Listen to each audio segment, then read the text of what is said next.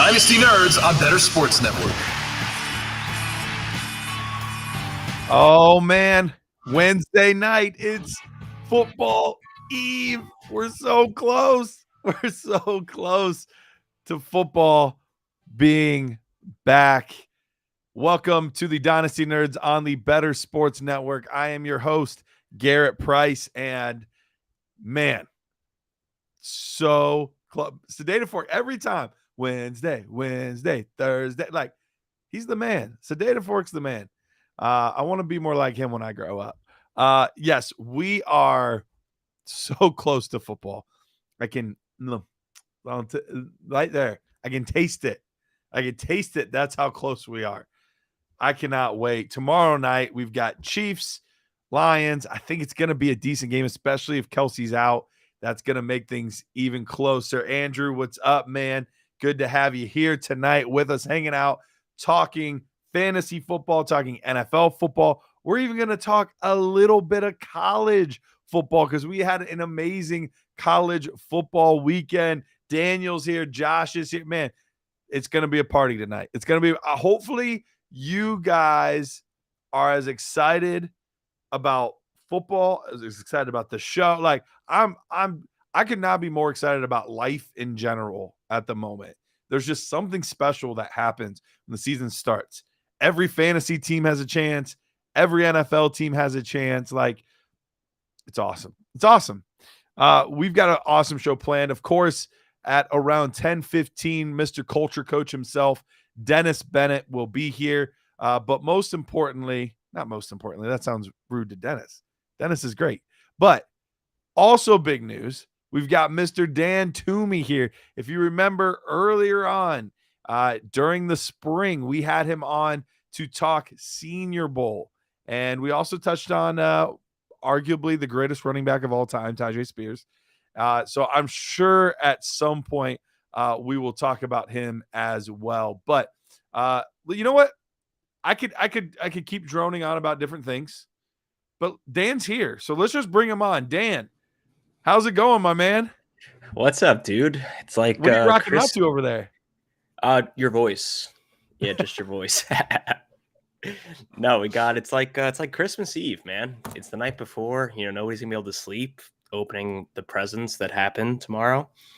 Hoping that let's talk about that game real quick. So, what are your thoughts on Chiefs Lions? Because obviously Chiefs defending Super Bowl champs, but the Lions are a very hyped team right now. The Chiefs might be coming in not at full strength, missing their stud tight end, Travis Kelce. Like, what are you thinking tomorrow? I think the one thing that I don't see many outlets talking about is the lack of Chris Jones against that Lions offensive line is going to cause such a mismatch. And honestly, I hate to say it, but I can see the Lions playing some like 1920s type football where they're just, running it. Road graders pushing people down the field. David Montgomery with 25 carries, 125 yards. It's the lack of Kelce, and then that combined with all the receivers being either newish or youngish. I don't know how Andy Reid is going to adapt that offense, because Kelsey's been such the prominent piece for the past couple of years. And we see, Kadarius Toney gets a little bit of action here. Sky Moore gets a little bit of action here.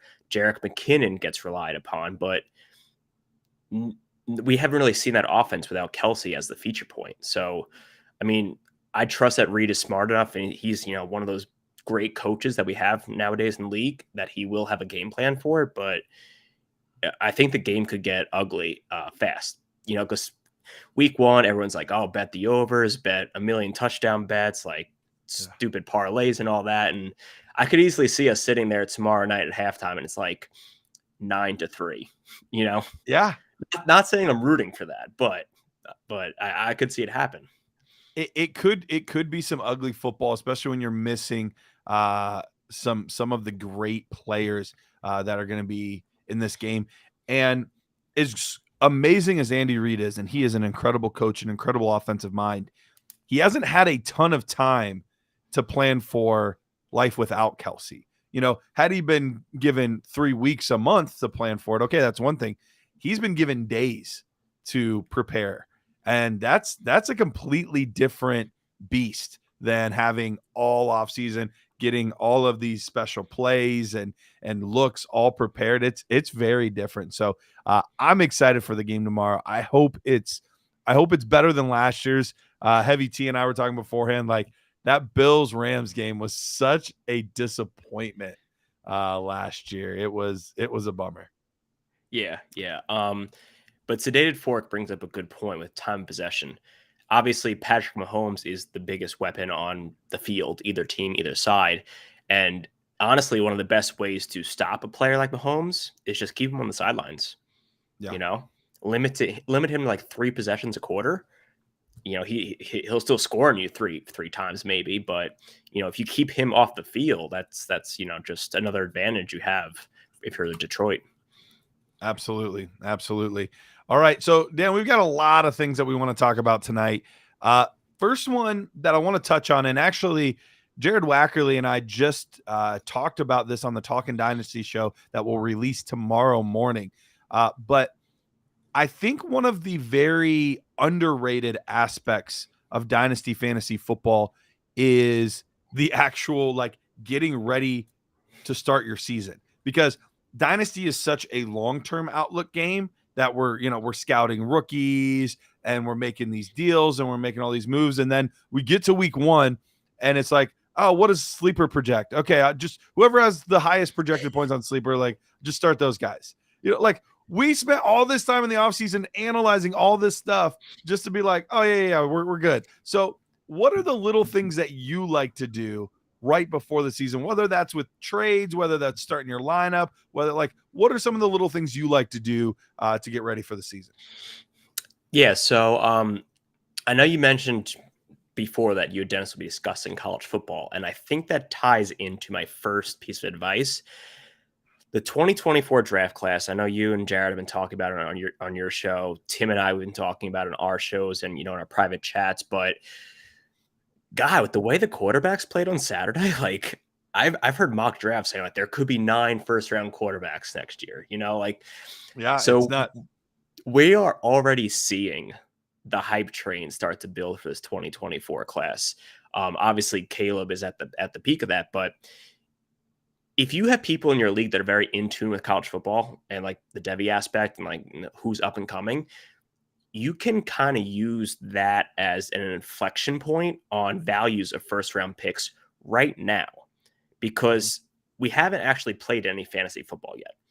You know, people have this kind of mindset like I'm a contender, I'm rebuilding, I'm, you know, a pretender. But obviously those things change. You know, Yeah, Cooper absolutely. Kupp is hurt, Travis Kelce. Like, perfect example. 3 weeks ago, you have a team with Jonathan Taylor, Breece Hall, Travis Kelce, Cooper Kupp. You're like, great, championship game, here I come. And now you're like, oh, shoot, I guess I'm starting Deion Jackson in my RB1 spot. So things change so quickly when we get into the NFL season itself. Take this opportunity to maybe move one of your 24 firsts while the hype is being built with college football and grab yourself a piece, you know, a piece of the pie, basically to push in for a ship this year. And then obviously it works in reverse. If you know your league mates aren't like in tune with college football and what's going on, you know, maybe buy cheap on those 24 first before people realize, oh, my team is not competing this year. I need to start, you know, picking up those draft picks. So it's very dependent on you being in tune with your league mates and their knowledge of the football world, but definitely use the next 24 to 48 hours to try to capitalize on getting some value before things start to change rapidly once we get into the season. Yeah, no, I love that. I think utilizing all of those different points to your advantage are huge. And one of the things that, you know, I mentioned on Jared and I mentioned on that Talking Dynasty episode a little while back, the one you're referencing on the 24 classes, I made the comment that all Dynasty players should try to play in at least one Devy league, even if they don't love it, even if they suck at it. They're at least starting to understand the value of the classes that are coming up. The names are familiarizing themselves with them, and they can start to get ahead of the curve in their normal Dynasty leagues. But on the flip side, so that's like the long-term outlook game.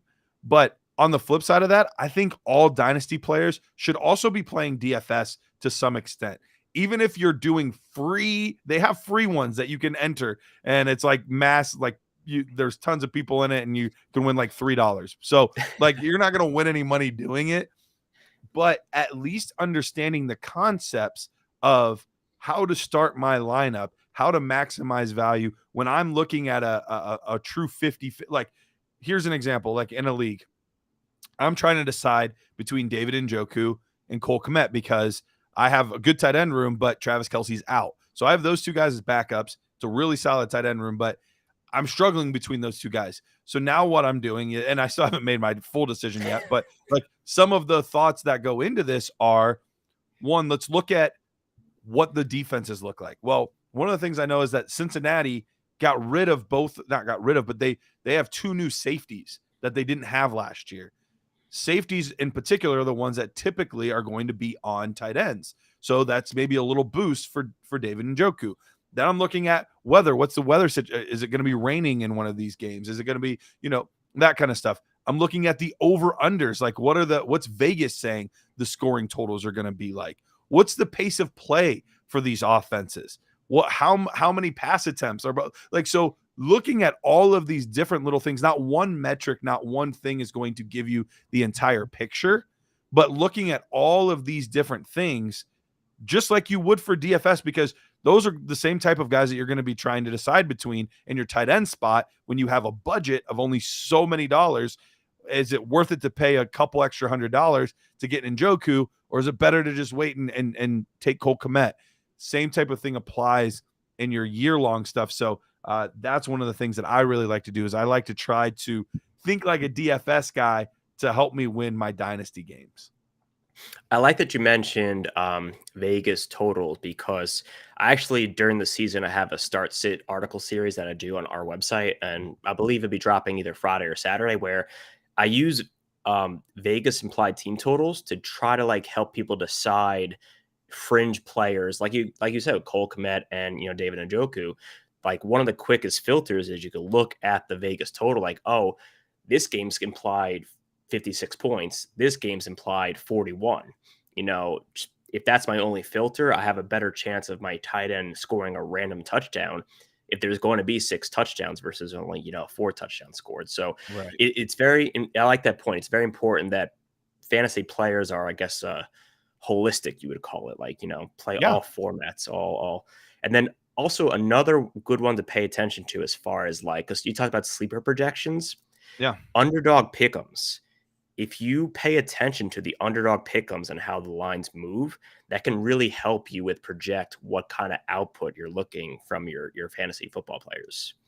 No, that's a good call. Absolutely a good call. So all of these types of things, good little nuggets to help us get ready for our fantasy football season. And we're not just saying like, well, whatever sleeper says that goes, and I'm just going to start the optimal lineup based on. And look, I guess there's worse ways, flipping coins or whatever, but there are smarter ways to look into this, smarter ways to make sure that you're setting optimal lineups and things like that. So just throwing that out there. So Dan, we have the technical stuff like we just talked about.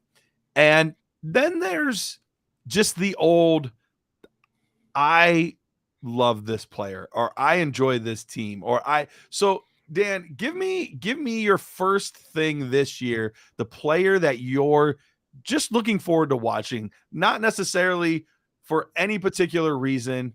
And you can have reasons, but I don't need deep analysis on this. Like, just who are you excited to watch play in week 1?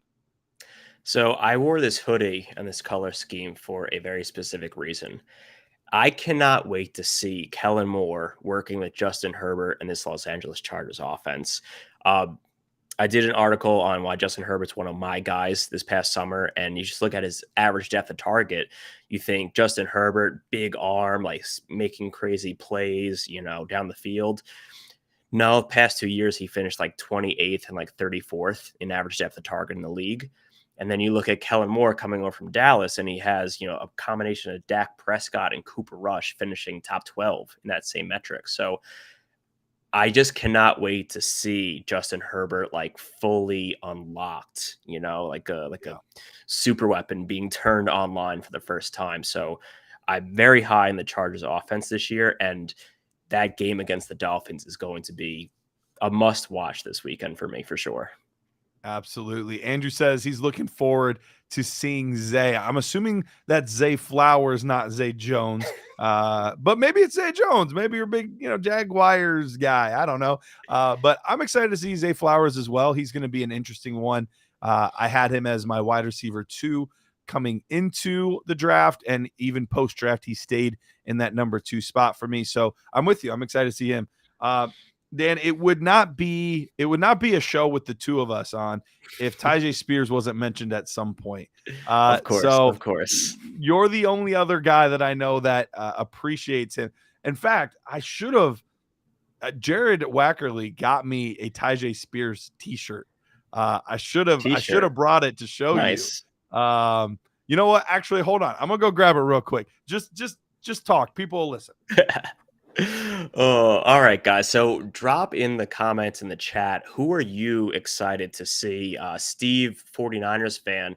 I agree. Brock Purdy, he went from the whole arm apparatus to fully throwing in practice in what seemed like the blink of an eye. So it'd be very interesting to see him out there on the field, and just can he recapture that magic that he had at the end of the year? Sedated Fork says, assuming A-Rod is Anthony. Oh, I like that. That's a nice T-shirt. You like that? Yeah. Tyjae Spears.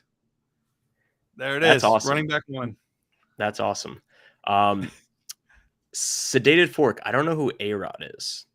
I'm guessing he's saying Anthony Richardson or Aaron Rodgers. Aaron Rodgers. Yes. Probably Rodgers.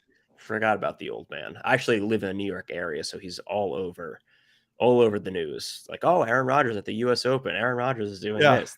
They love him around here. But yes, Monday night, that Rodgers Garrett Wilson connection, expecting big Devontae Adams vibes out of that one on Monday Night Football. But I can't wait to watch that one. Can't wait. But back to our boy Spears. So let me ask you honestly, what are you expecting this weekend out of him? So we had our bold prediction show. And I didn't do anything for Cole Kmet. I didn't do anything for Javonte Williams, but I had to get one in for Tyjae Spears. So my bold prediction was that Spears, and I don't even know that this is super bold, but that he would be flex worthy this season, despite Derrick Henry still getting a good size workload. So I still think Derrick Henry is going to be the featured guy, but I do believe that we could see somewhere between 7 to 9 touches a game, a lot of those in the passing game, but I think he's even going to spell Derrick Henry. So I think he could potentially hold flex value at times, especially during the bye weeks during the season, even though Derrick Henry is going to get a lot of the work. Oh my God, Jimster's here. What's up, buddy? And Stephen F saying another good one, seeing Tua healthy and the Cheetah going for 2K. But yeah, what do you think? Is that too bold? Because I didn't think it was that bold. But no, so you're thinking of almost like a Mark Ingram, Alvin Kamara situation, where you have two players who are both fantasy relevant on the same offense. You think like Aaron Jones, AJ Dillon, last year, both were startable week to week. Yeah. I'm thinking 2 years ago, Tony Pollard. Yep. I'm just looking forward to him on the field this weekend, maybe getting 5 carries and 2 targets, nothing crazy, kind of just get your feet wet type of thing. But what I'm going to be looking for is because as we both talked about this very often, is how explosive he could turn one play into a home run. So I'm just looking forward to. I could already see Chris Hansen calling it, on Red Zone, be like, "Oh, we're going to Tennessee. Tennessee's at the 20. They got Tyjae Spears, the rookie, in. Oh, he made a guy miss. Touchdown, Tennessee Titans." I could see that happening, as a spellback situation, and then that's when the hype builds. That's when we pull our receipts out from March. That's right. Absolutely. Absolutely. All right. Give me another guy that you're looking forward to watching this year. So, can I say rookie quarterbacks is just like Mhm. a collective? Yeah. Because I Yeah. feel like some of the most intriguing storylines from a dynasty perspective is how these rookie quarterbacks are going to do. You got Stroud. They just lost Titus Howard for the first 4 games of the season, so that puts a lot of concern about his protection in Houston. You got Bryce Young, who really hasn't been talked about, I feel like, all summer. I feel like he's had the quietest mini camp in preseason out of For a number one pick. Yeah. yeah, for a number one overall pick. Um, Anthony Richardson, I hate to say it. I don't want to be the wet towel, in the room, but I feel like he's going to struggle early on from a football perspective. I Sure. think he's going to almost like Justin Fields when he wasn't really moving the offense with his arm, but like the legs were on fire. Um, I hope I'm wrong because Richardson is a very special talent, especially after watching Florida this weekend. Like, God, that offense without him there is just horrific. So Um, bad. yeah, so just all the rookie quarterbacks, just like because we've spent so long pre-draft NFL process, the NFL draft weekend, rookie draft season, training camp battles, like Gardner Minshew, Anthony Richardson, this and that, and like now it's like we can start collecting data on what these players are, and then I think and I feel like you probably feel the same way as somebody who like does a lot of scouting is I look forward to seeing the players' results to kind of validate my scouting methods and like Yeah. self-reflect on what I do in this profession.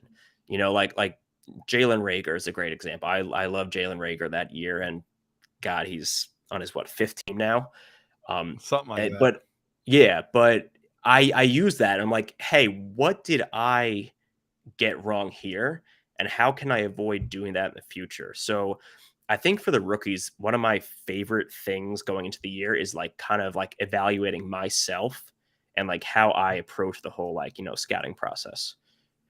Yeah, no, I'm 100% with you. On the quarterbacks, it is always interesting to see how quickly the young guys adapt to the speed of the game, how well they comprehend the offense. Like it is always kind of interesting to see how quickly that process happens. And we were getting spoiled there with a lot of quarterbacks that were good and doing it quickly for a while, and now that's slowed down a little bit again, which is pretty normal. But we just got so spoiled for a while. But going to the scouting process, 100%. It is definitely interesting when you take a look at these players and you see how they do week one. And week one, it's interesting too, because it's really easy to say like, oh man, I was way off, or oh man, I crushed that one. It was so obvious.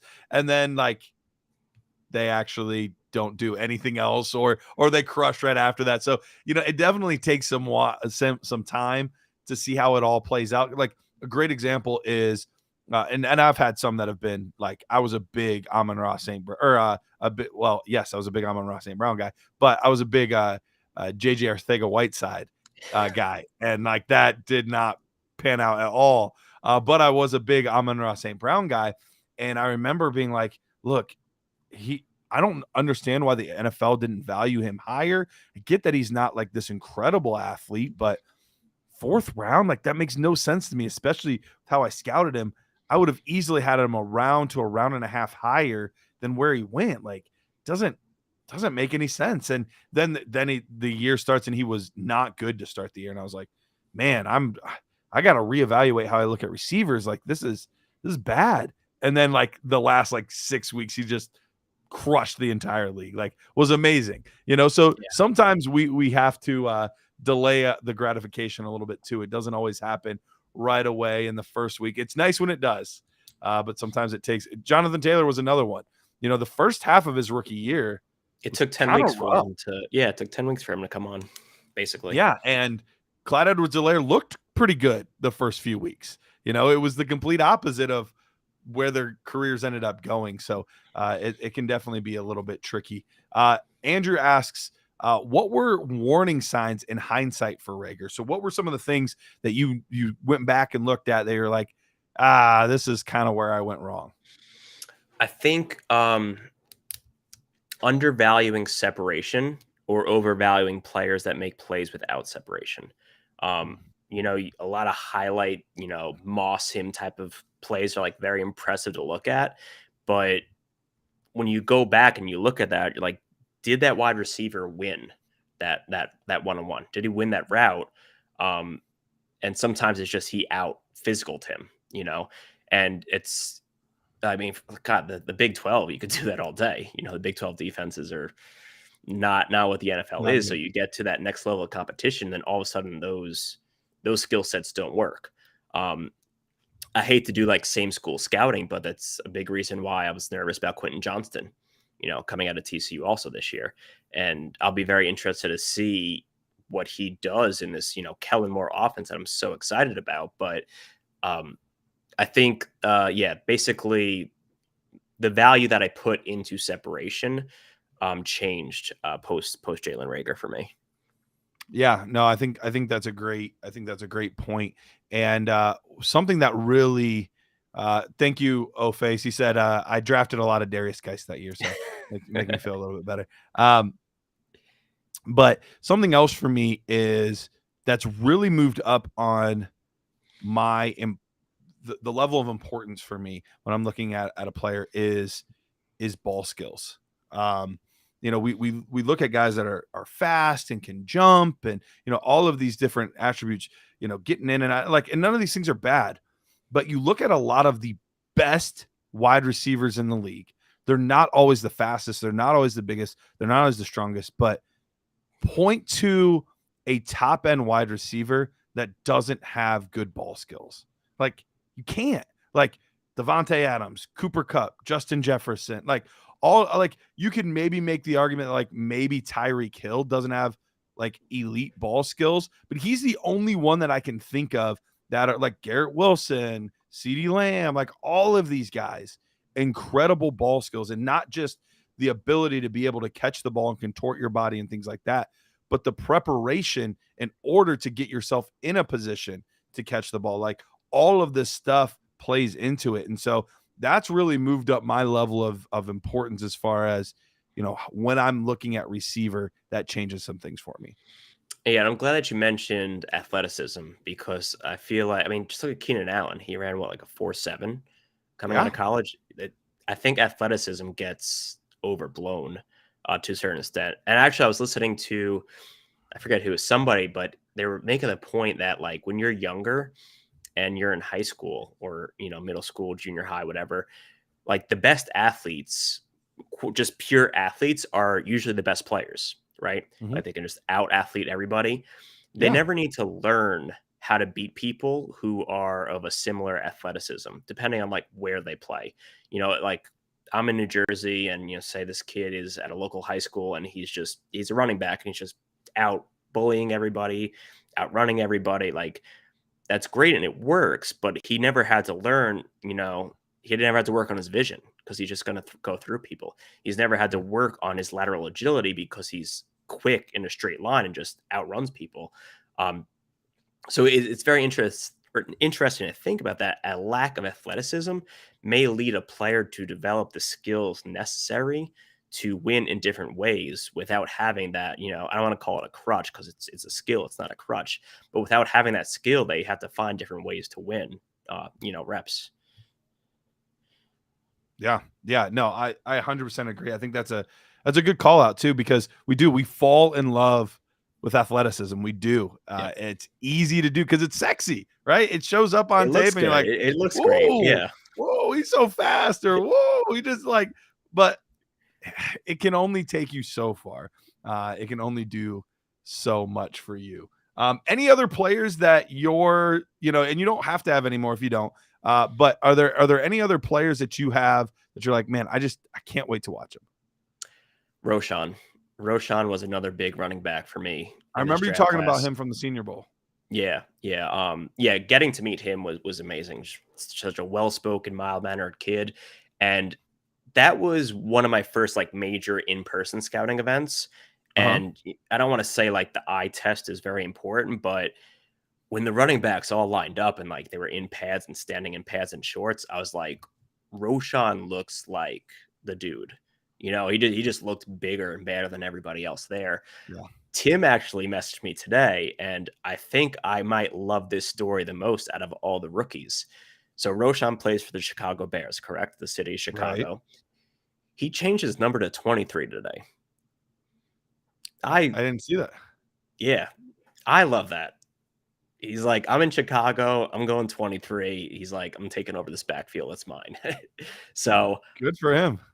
I mean, obviously with Herbert, it's going to be a split backfield to start the season. I think by season's end, he's going to be the 1A in a 1A, 1B committee. But I'm just looking forward to him getting, some of the spotlight after spending so long behind Bijan, in Texas. Yeah, absolutely. Last guy that I'm excited for.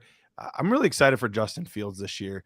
I know he had his coming out party last year, but I think there's still a lot of doubts as to whether he can win in ways other than just with his legs. Can he be a competent enough passer? Which, I don't know. I don't know when you started getting deep into scouting, but I'm assuming you remember Justin Fields coming out. There weren't a lot of questions about him as a passer coming out. Like that wasn't a thing like it is for Anthony Richardson or when Jalen Hurts came out or Josh. Like that wasn't a big thing. So to see how, because I don't think it's the fact that it's not there. I think he's developed a few bad habits because the offensive line has been so poor and he hasn't trusted his weapons. And so I think he has gotten a little bit of a quicker trigger to just take off and go because he hasn't trusted those things. Now I think in the second year in this same offense, getting a guy like DJ Moore, investing in the offensive line a little bit more than they have in the past, I think we finally get to see that other side of Justin Fields that we haven't really gotten to see much of yet. Yeah. People forget that with the COVID season, if that was a full college football season, he was on pace to throw for like 4,800 yards that year. Yeah, he was having a monster season. All right, let's we don't have too much time left, but I want to hear your predictions. So let's go through the divisions. Who do you think is going to win out of each division? And then the few playoff or the wild card teams. And then we'll do the same thing for the NFC. And then give me your Super Bowl pick. Which two teams will be in the Super Bowl and who wins. So let's start in the AFC. Let's go with the AFC North. Who you taking there? Come on, Garrett. Who am I taking the AFC North? Cleveland Browns, baby. Let's go. It's our year. This year is finally our year. I'm loving it. All right. So we've got the Browns in the North. Who do you got in the East? Bills are repeating it basically in the East. Okay. All right. So Browns and Bills. What about the AFC South? Jaguars. Okay. I think that one's somewhat of a layup for most people. Honestly, that's the one I feel most confident about with all of them. Yeah. Just looking, not even like that confident in Jacksonville, just looking at everything else in that division. 100%. Yeah. The only one that even has a sort of chance would be the Tennessee Titans, but I think it's the Jags. All right. And now the AFC West. Chiefs. Can't bet against Mahomes. Okay. All right. So we've got the AFC division winners. What about the wild card spots? All right. So in no particular order, I have Bengals, Dolphins, Chargers as the 3 wild card teams. Bengals, Dolphins, Chargers. Okay. So the big notable exclusion then is the New York Jets there. So you don't think the Rodgers-Wilson combo is going to get it done? I think that division might be not the best, but probably like one of the top 5 divisions in football. Patriots, I don't know what exactly they're doing, releasing all their quarterbacks and signing them to the practice squad. But, Dolphins, they get Jalen Ramsey back in December. Like, is that the greatest late season upgrade a team's ever going to see? The Jets are obviously an amazing team. They were last year with Mike White and Zach Wilson and Joe Flacco even for a little bit. I don't know. I live in New York, the New York area, and it's with the Jets. It's kind of like always waiting for, the other shoe to drop. I don't know if Rodgers is going to wind up texting any cheerleaders, any pictures, or something. But I don't know. We'll see. We'll see. It's going to be a tight race. I don't think they're going to implode or anything. Yeah. All right. Well, let's head to the NFC then. Give me your NFC North team. Lions. Time to restore the roar in Detroit. There we go. That's going to be an interesting division this year, but I think it's gonna probably going to come down to them or the Vikings. But man, I really want Chicago. I'm really rooting for Chicago, but we'll see. All right, East, NFC East. Eagles back to back. Eagles back to back. What about the South? This might be my most surprising pick so far. The Atlanta Falcons. Oh, my producer, Heavy T, is a huge Falcons fan. He's gonna love hearing that. Love hearing that. He said he ordered himself a Bijan Robinson jersey, and it should be here by Saturday. So they're gonna be the first team to win a division with less than 350 pass attempts on the season. Just run. Poor Kyle Pitts. All right. And then the NFC West. 49ers. 49ers. Okay. Yeah. Then who's the 3 wildcard teams? I'm assuming you're not taking anyone from the South. No. So actually, I have all my wildcard teams from the same division for the NFC. Ooh. I have the NFC East sending 3 teams to the playoffs: Eagles, Cowboys, and Giants. Okay. So that would leave you one spot. We still got one wildcard spot then. Oh yeah, you're right. I did my math wrong. I would have to go Seahawks. The next Seahawks with Geno. Yeah, next best team if I was ranking every NFC team. Vikings, man, they're just the clutch masters, stealing the jaws of defeat from victory, as they say. All right, so then who's playing the Super Bowl and who's winning it? All right, so obviously I have the Browns winning the Super Bowl this year. As you should. Over the Eagles. There we go. Rich Dotson would be so proud of you right now. Would be so proud. He's probably listening right now. Just jubilation in the Dotson household. All right, Dan. Well, Dan, thank you so much for taking the time, coming on, talking preseason stuff with me, man. It's always a blast to talk to you. Remind the folks where they can find you. And I know that you're working on all kinds of stuff. Let us know what you're working on. Yeah. So find me on Twitter, X, whatever you want to call it nowadays, at DanT_NFL. Yeah, I got a lot of stuff in the pipelines. I have start-sit articles over on the website. Tim and I, we do a Dynasty audit series on the YouTube channel where we kind of break down users' teams and give them advice on what to do. And also stay tuned for a little underdog action in season for me. Little way to win the Nerd Herd some money this year. Love it. Perfect. All right, Dan. Well, thank you so much. We will we'll make sure to stay in touch and we'll get you back on again soon. All right. Take it easy, guys. We'll see you. All right. Well, that's Dan Toomey, one of the smartest guys in the biz. We are very fortunate to have him over at dynastynerds.com. Really appreciate him coming on. Always an easy guy to talk to and chop it up with. So let's take a quick break. While we take that break, though, you guys know what time this is. This is the time to get in all of those trade questions. So any trade questions you have, or we could even do a little start sit, because at this time of year, there's usually not as many trades going on, but there are quite a few start sit. So feel free to put those in there. We'll talk about that a little bit. And with what time we got left before my guy Dennis Bennett joins us, maybe a little college football talk. A lot of interesting things happen in college football this weekend. So want to touch on that a little bit if we got some time. So stay tuned here on the Better Sports Network.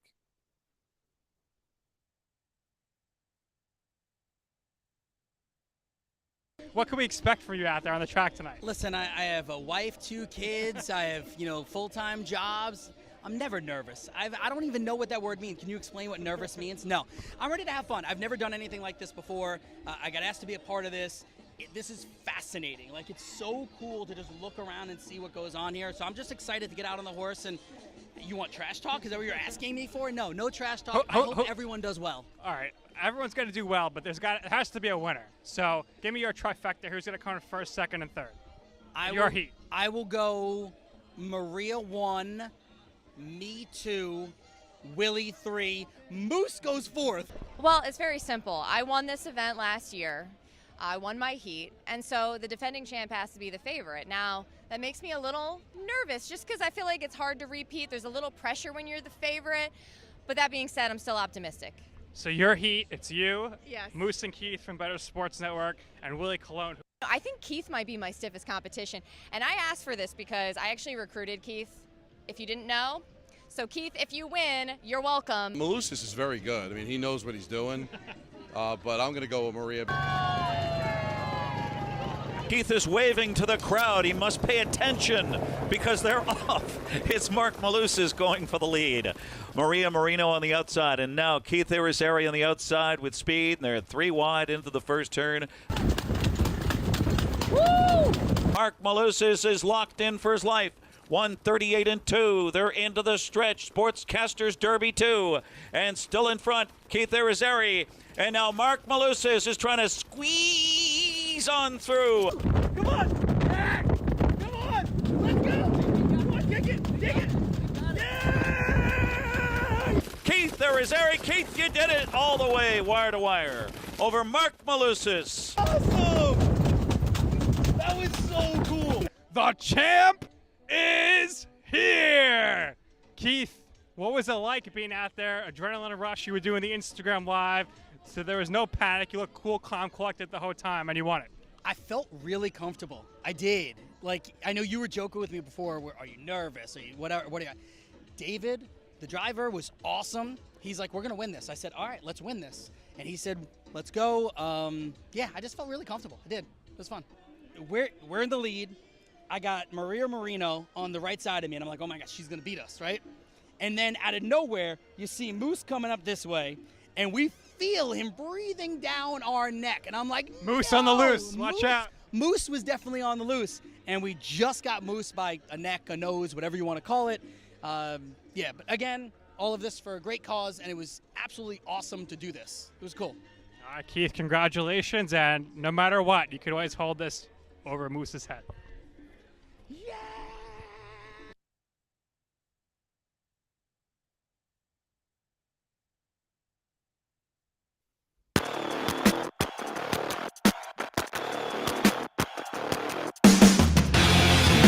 We're back. Dynasty Nerds on the Better Sports Network. Thanks again to Dan for joining us. And we've already got some questions coming in. We've actually got one that you guys cannot see. But Heavy T said his brother-in-law has a question.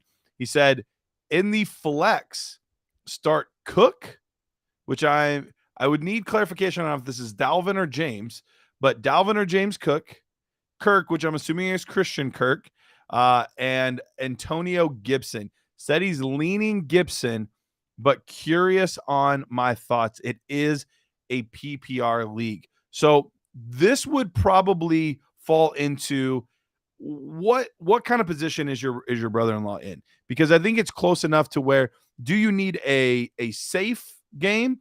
Because if you need a safe game, I don't know that Gibson is the right choice. I would lean toward Christian Kirk. I think he's going to still get a decent target volume, although Calvin Ridley will get the most. On my personal ranks for this week, I have Christian Kirk ranked the highest of all of these guys. So I have him ranked at 60th, and then we have Cook at 84, and then Antonio Gibson at 94. So Kirk would be my pick, but I could understand if you're playing the leverage game of trying to get an upside week. I'm not opposed to Antonio Gibson, but I think Kirk is probably the safest play.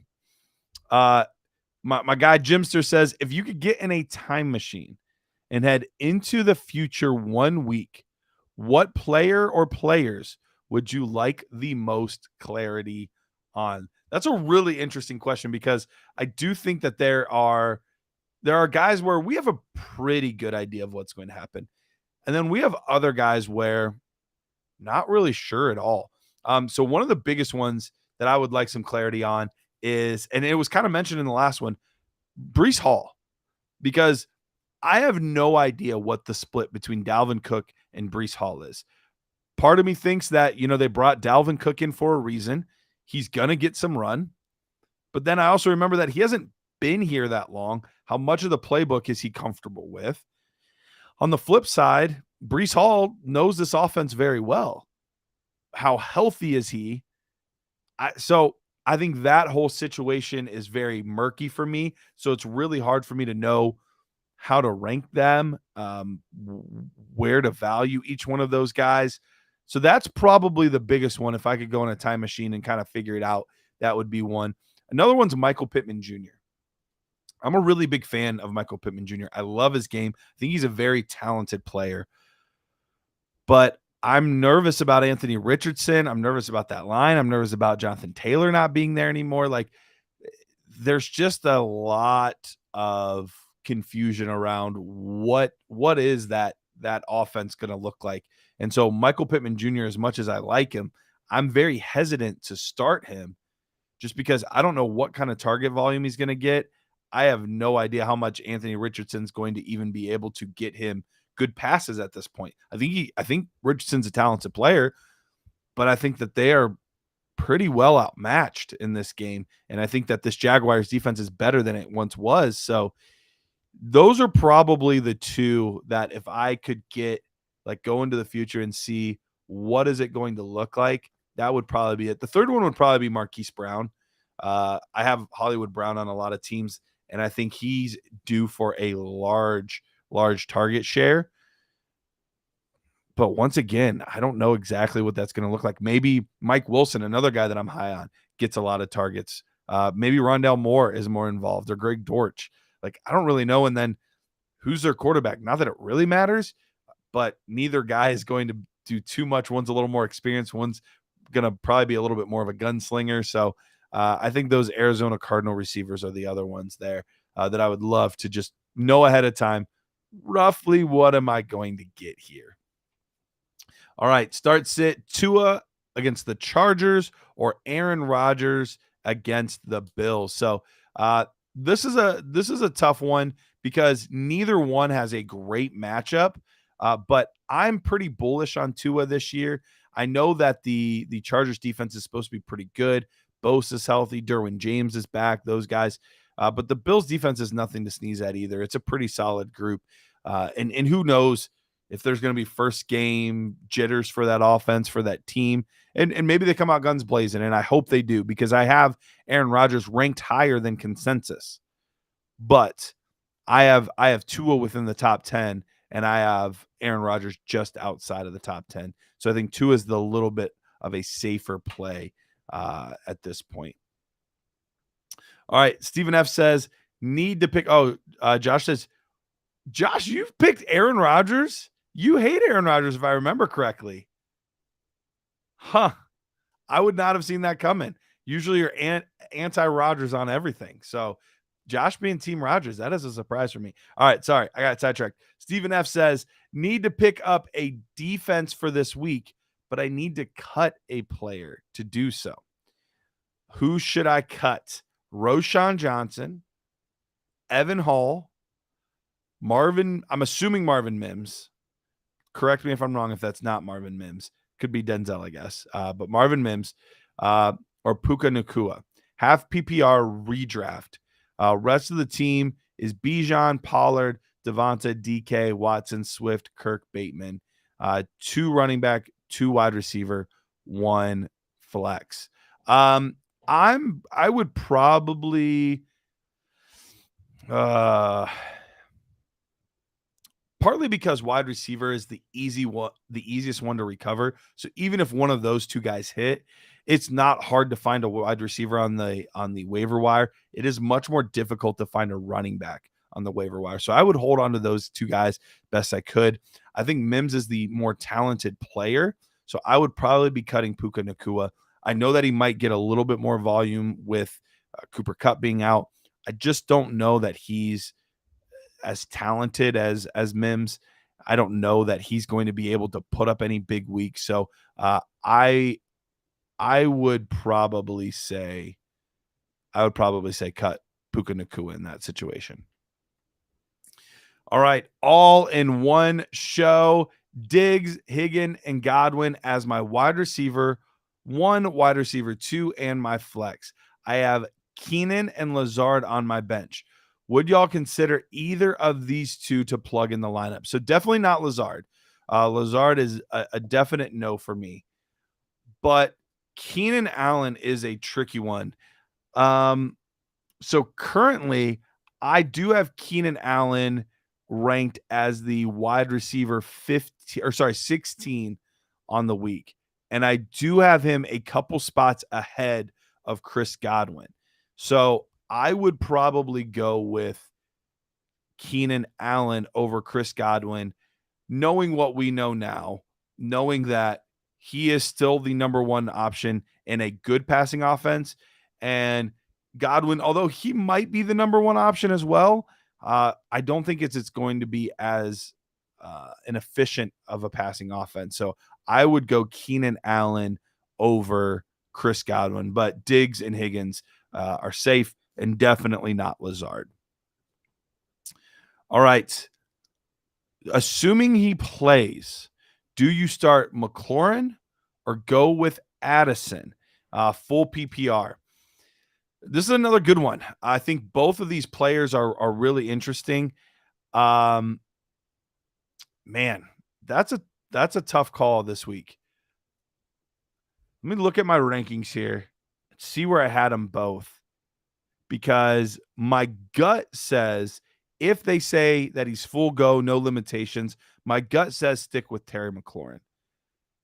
But Jordan Addison is going to be in a pretty decent spot this week. I do think that they're going to be throwing the ball his way quite a bit. He was listed lower on the unofficial depth chart. I don't believe that. I think he's going to be playing right away.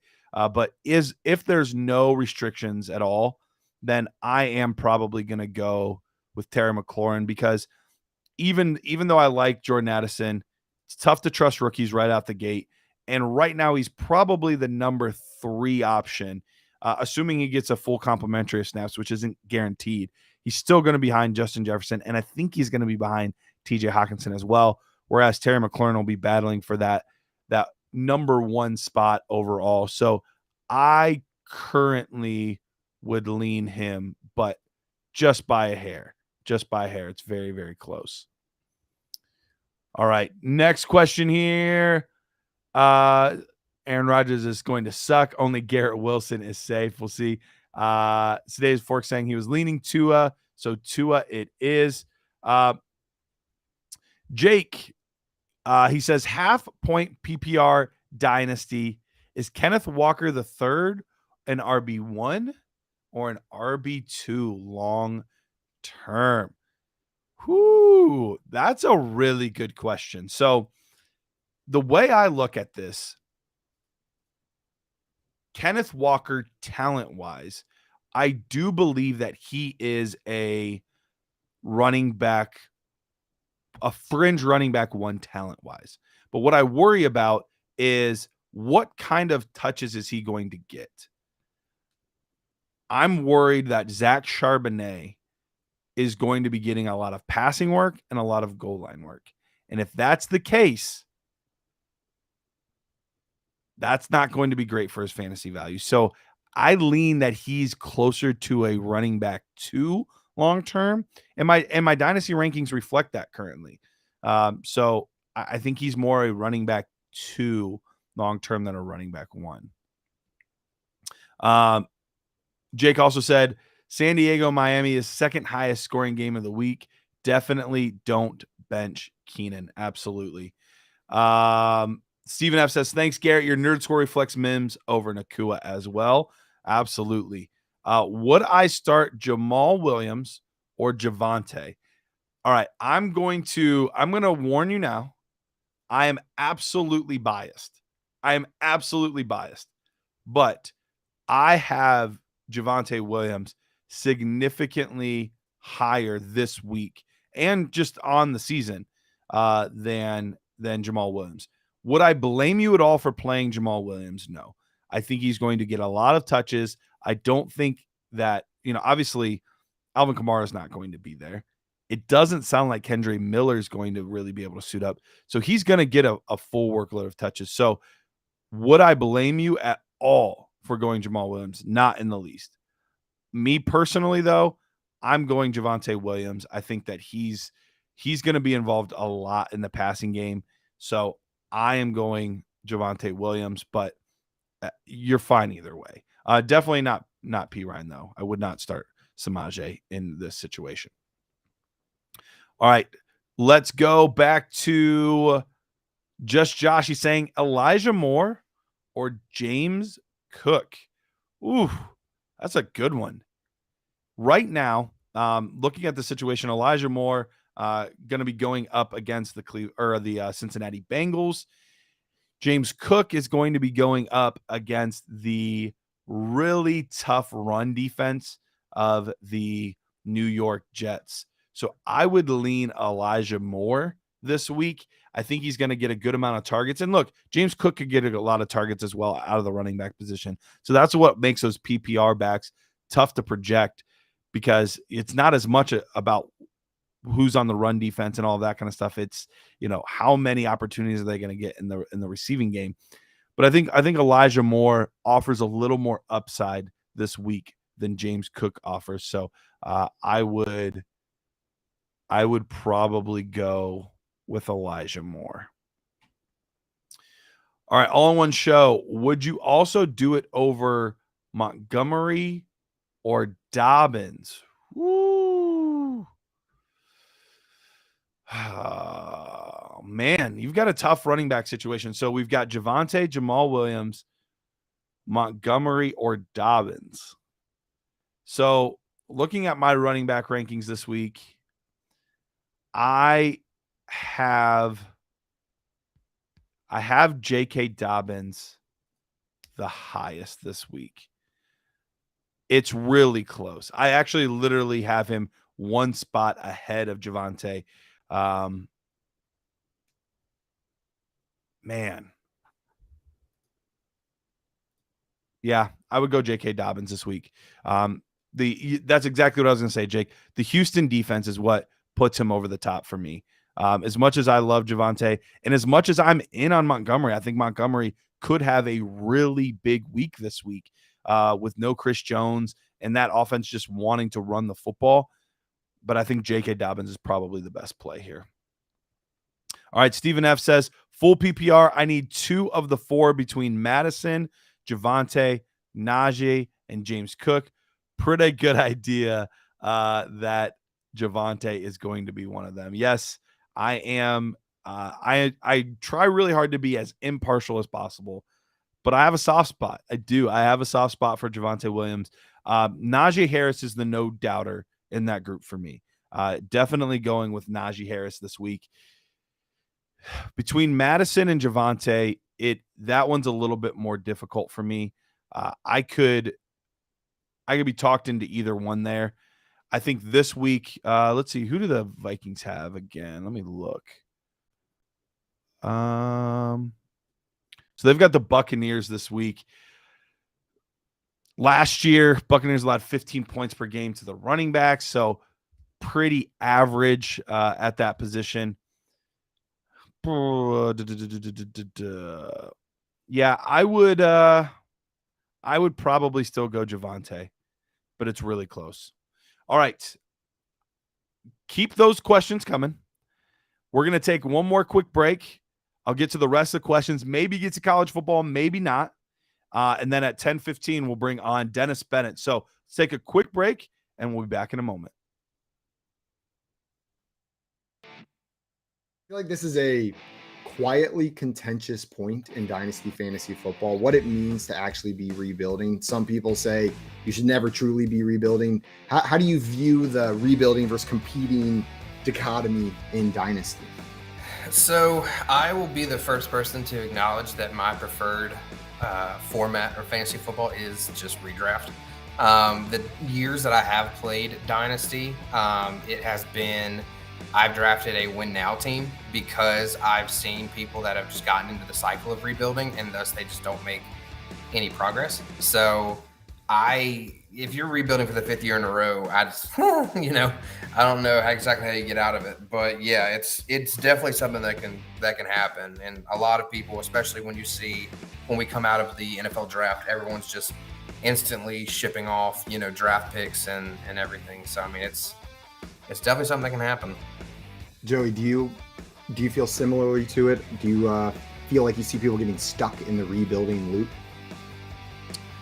I mean, I would say people that try to rebuild in the beginning of seasons, of their fantasy seasons, I see them get stuck in that rut.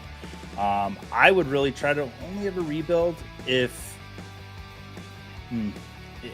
I knew I was going to miss the playoffs. Like, I'm always trying to play to win, even if it's maybe I don't know. I think my big thing is the word rebuild is a much shorter time frame than I think most people say it should be. Like, they look at rebuild as like 3 years out competing. Rebuild, you're looking to compete next season. You know what I mean? Like, if you're doing it now, you're looking to revamp, and maybe there's a one season where you ship it off, but that very next season you should be competing. If you're doing it like that, I'm cool with it, but you gotta have a plan, not just keep getting the young players, keep getting the draft picks. Otherwise, you end up like Tim. Maybe not like Tim who gets a bye, but you make the playoffs, you're in that like 4 to 6 range every year, just hovering in the middle. Nothing ever gets better, nothing ever gets worse. I think I play like you in Dynasty, Simon. I play in 3-year windows. 100%. That's my go-to. And with the rate at which Dynasty leagues turn over, you should really only ever play in a 3-year window.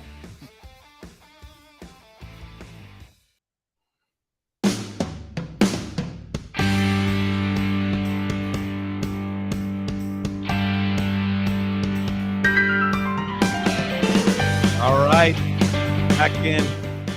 Questions are flowing, but I really want to get to some of this college football stuff. I got to talk about it. I'm itching to talk about it. So I'm going to answer the questions as quick as possible and then get into some of this college football stuff, because there's a couple interesting topics that I do want to make sure that I discuss in college football. So Sedated Fork says, sorry, Garrett, trade away Javonte and a second for Swift and a first in a super flex league. I'm in a rebuild. I just had to do it. Breaking my heart. You're breaking my heart. Red Sox fan says, got offered a 24 first, which looks to be mid, to send away Rashad White, who is my running back 3. After the latest buzz with Sean Tucker, I smashed that accept button. Great move. Anytime that you can get a low draft capital running back, give him away for a first-round pick in the following year, absolutely love it. Dennis is on here. He said, Antonio Gibson, Gabe Davis, Hollywood Brown, pick 2. So I am not personally the biggest Gabe Davis guy, but I do think that they're going to utilize him quite a bit in this game. So while I don't normally go him, and he is a risk reward guy, I am in on Gabe Davis in this game, and I'm in on Hollywood Brown. I like him as well. So I think I'm going to probably say I'm sitting Antonio Gibson. I know there's rumors that he could be used a lot in the passing game, but we hear that about so many running backs in the offseason, and so few times has that actually happened. So that's one of those situations where I'm going to wait and see if that's actually true, if they're actually using him like a weapon out of the backfield, or if that's just all projection. Godwin or Olave. I'm going to go Olave in that one.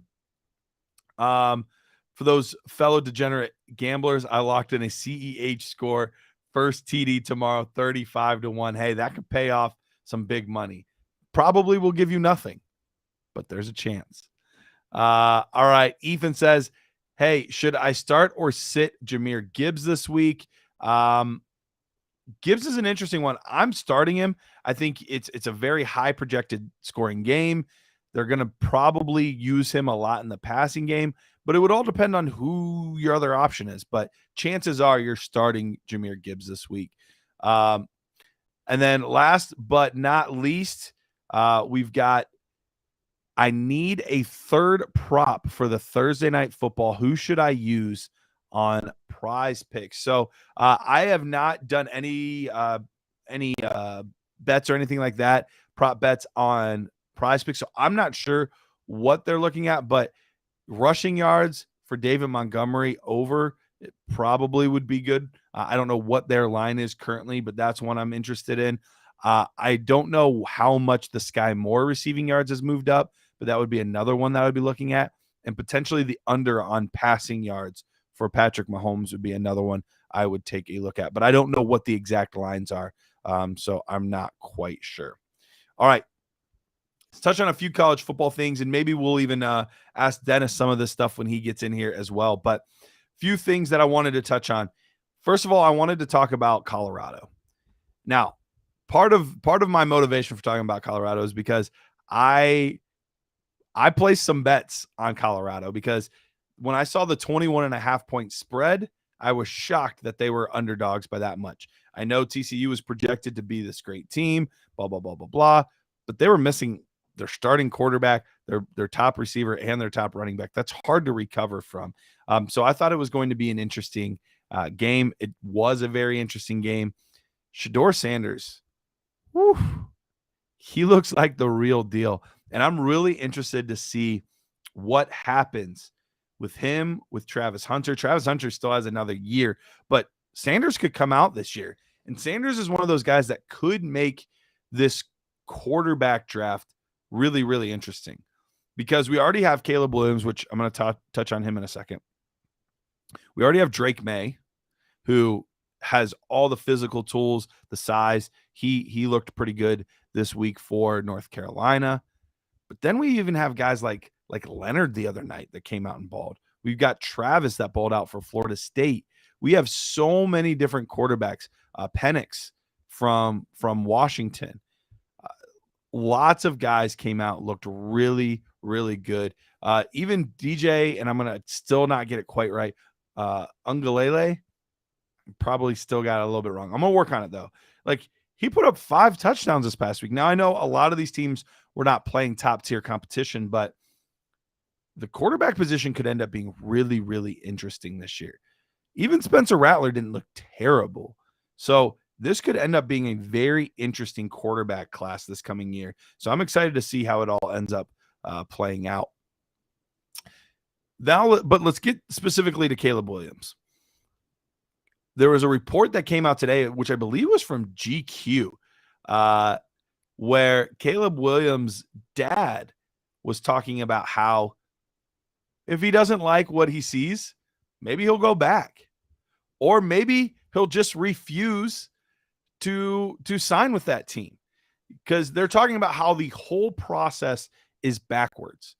And granted, it is a little weird when you're used to, in high school, you can go to any high school you want, especially if it's a Christian school or a Catholic school or something like that. Like, you can go to whatever high school you want to. College, you choose the college that you go to. It's not up to the colleges to decide. But then because of parity, which I get it and I like it, but because of parity, the worst team gets the number 1 pick. And Caleb isn't for that. And you know what? Even though I love the NFL draft, and it is one of my favorite things every single year, like, it is kind of weird. It is kind of a backwards process. Sedata Fork saying it could be Eli Manning all over again. And yes, that's the DJ's the kid from Oregon State. But it could be Eli Manning all over again, where he gets drafted with the top overall pick. And he's like, nah, I'm not going there. Because remember, Eli Manning was drafted to the Chargers and then ended up getting traded for the number 4 overall pick to the Giants. So really interesting situation. Same thing happened with John Elway. John Elway was like, nah, I'm not playing for the Broncos. No, I'm good. Pass. I don't want to do that. We could see that with Caleb Williams again. Now, you have to assume he already has a couple teams in mind. Arizona Cardinals is probably one of them. Probably the main team where he's thinking, I don't know that I want to go play there. I don't know if that's a good situation for me. I don't know if that's a steady spot. Now, if it's the Rams, maybe that's a little different. He gets to stay in SoCal, gets to be under a great head coach in Sean McVay. Maybe it's a very different situation if it's the Rams instead. What if it's Tampa Bay? It'll probably be a brand new head coach in Tampa Bay next year, unless Todd Bowles just does fantastic, but kind of looks like the writing is on the wall in Tampa that it's probably going to be a long year for the Buccaneers. So we'll have to see how this all plays out. But the whole Caleb Williams thing is definitely interesting. And then honestly, I don't love talking about this, but I've got to. There are some teams that we projected to be really good that look very mortal in college football right now. Obviously, we saw LSU just get absolutely thrashed, just crushed by FSU. We saw TCU, a ranked opponent, go down. And we saw some that won, but it wasn't pretty. And one of those teams, this is the one I didn't really want to talk about, it's my Ohio State Buckeyes. Did they win? Sure. Did they win by double digits? Sure. Did they play a pretty bad team in Indiana? Yeah. This offense did not look like the same offense under CJ Stroud last year. Now, granted, CJ Stroud's first couple games weren't amazing either, and maybe McCord gets it together and it's all hunky-dory. But I'm ready to see Devin Brown. If you can only put up 23 points against Indiana, I don't know that you're the guy. You have the two best wide receivers in college football, or at least they were projected to be, in Marvin Harrison Jr., who definitely is, and Emeka Ibuka. You have a really good offensive line, and you can only put up 23 points. I don't love that. I don't love that. So we'll have to see how all of that plays out. So there's definitely some college teams that look mortal. Alabama doesn't look like the powerhouse that it once was considered to be, especially 2 years in a row. Georgia not only winning the head-to-head, but then winning the college football playoff. And now they don't really have their quarterback situation set either. It's going to be interesting to see how all of this is going to be an absolutely fascinating college football year. Absolutely fascinating. Can't wait to see how it all plays out. All right. I'm done with college football. I know. Oh, yeah. Clemson, too. I didn't even mention Clemson. Good call. Clemson looked terrible. Absolutely terrible. All right. I'm done with college football. We'll get back to the NFL stuff. But before we do, we've got a couple little things to take care of. First one is I got to make sure you tell you guys about Fantasy Alarm. Last day that you're going to want to, well, you can always get it after the fact, but today is the day to make sure that you get it. The All Pro subscription. You can get that draft guide. Some people are still drafting tonight, drafting tomorrow. I saw somebody that's like, I still got like 3 drafts to do. Get that All Pro subscription from Fantasy Alarm. You'll get the draft guide, the cheat sheet. You can get it for free. The All Pro subscription for free for 7 days.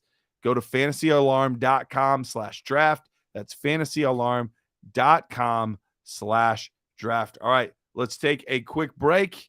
When we come back, Dennis Bennett's going to be on, and we've got a lot to discuss to get us through the end of the show and on to tomorrow, where we have NFL football. Woo! So let's get into some best ball philosophy here. Yeah. In your experience, going back many, many, many years, drafting in national tournaments, Bradley, have you historically been shying away from the running back position in favor of wide receivers? In favor of, if you're drafting in the FFPC tight end premium format, in favor of tight ends as well. Is that the smart play when you're drafting this early in the drafting season? Yeah, so taking value is going to be huge, and looking at like running backs and wide receivers, like you want to take a look at how the structure is. So you mentioned earlier the FFPC has a couple different types, like they've got super flex and one quarterback, and so that's going to change your strategy a little bit if you have only 2 wide receivers or if you're drafting 3 wide receivers. And of course, the PPR is a different aspect compared to other formats or other tournaments. And so keeping in mind the pass catching upside of some of the running backs may be more valuable in those formats. So the Austin Ecklers, the Christian McCaffreys may be more value because they get more receptions, and so like I loved taking late shots a couple years ago on like the JD McKissicks of the world who would get 50 receptions really cheaply. So that's something to consider. But when it comes to like overall value, like you're in the middle of a draft and you just noticed that, I don't know, maybe it's Chris Godwin has fallen 14 spots, but Chris Godwin was not in your plans to be drafting. Like maybe you don't have a strong player take on Chris Godwin, or my take is that I don't think the Bucs are going to be particularly good this year. But for him to be dropping, let's say 14 spots is more than a full round.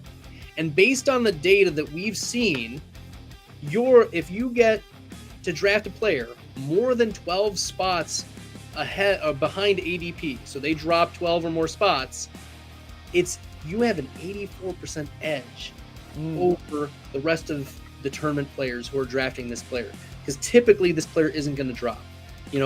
The average draft position is a really strong indicator of where a player is going to go, and I think that is also on the flip side. If you are reaching too much, you're giving up value in your drafts. And so when it comes to value-based drafting, you need to consider, just because this guy isn't my plans or I don't have a strong player take on him, maybe that's your opportunity to sprinkle in some shares of this player at a good price.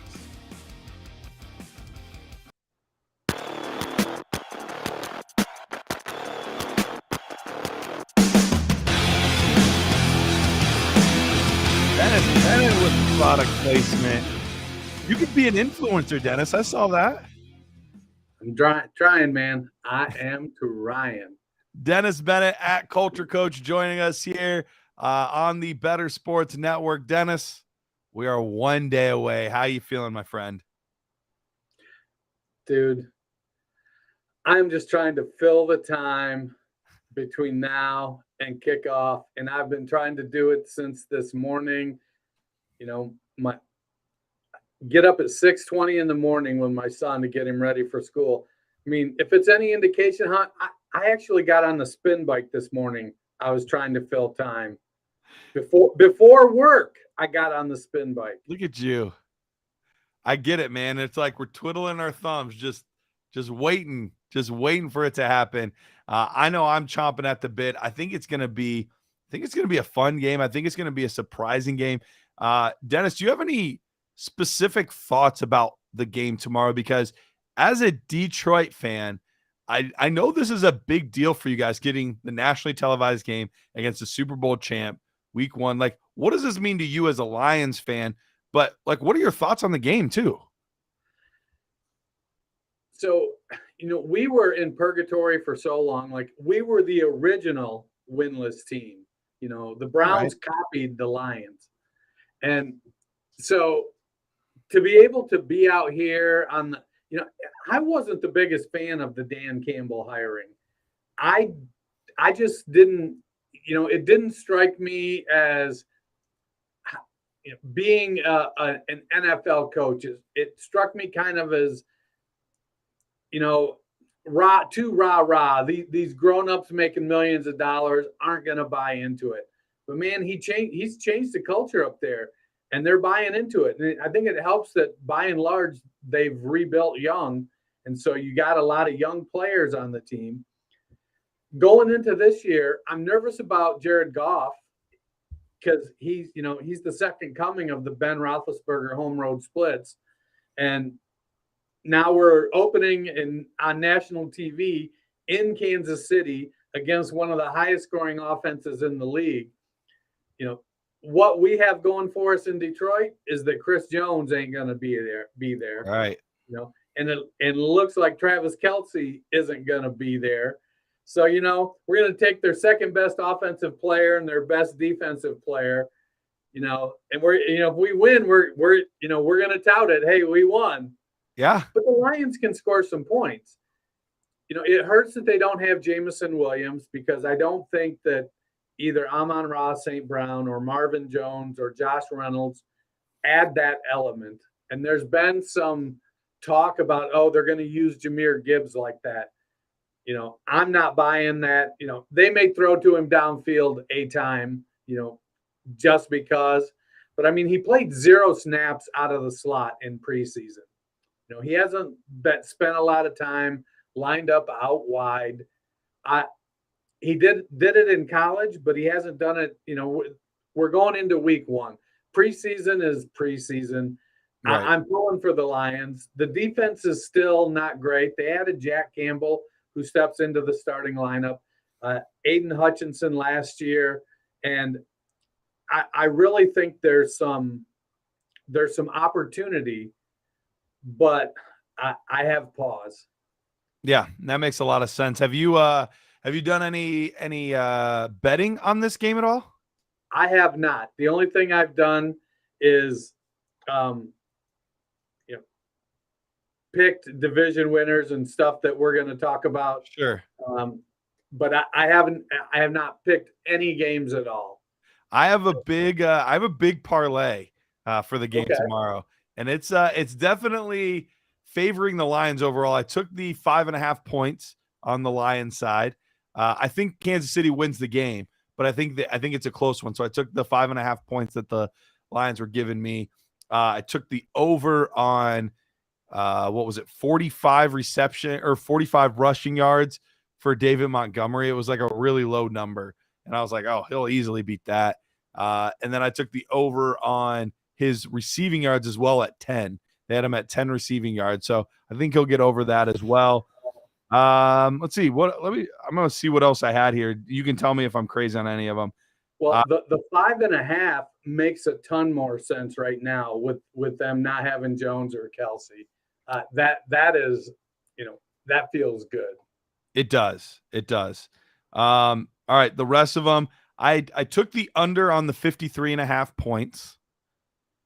I took the over. So I didn't take too many overs. The only spot I took the over was Jared Goff passing yards over 199.5.